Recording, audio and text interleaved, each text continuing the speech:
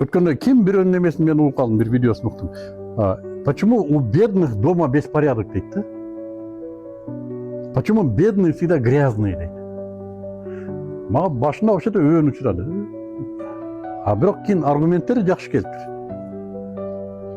Потому что у них в голове нету порядка дейді. Поэтому они бедные дейді. Офигенно. Тәртіп номер 1. Үйіңде бардак демек кедейсің. Себебі башыңда бардак. Эмне үчүн бизнес кылбайсың? Себебі башыңда бардак. Башыңда тәртіп жоқ. Ой келді ар нерсени ойлана бересиң, ой келді нерсемен сүйлөй бересиң. Тәртіп, жана биз айтып коебузбу, тәртипке үйрөт муну аюуну. Все. Аллах Тааладагы бетәртип адамга бере бербейт экен акчаны. Түшүнө алдыкпы? Биринчи кезекте Аллахтын өзүнө далилдеш керек. Мен тартиптемин, мен берген акчаңды тартиби менен иштетем.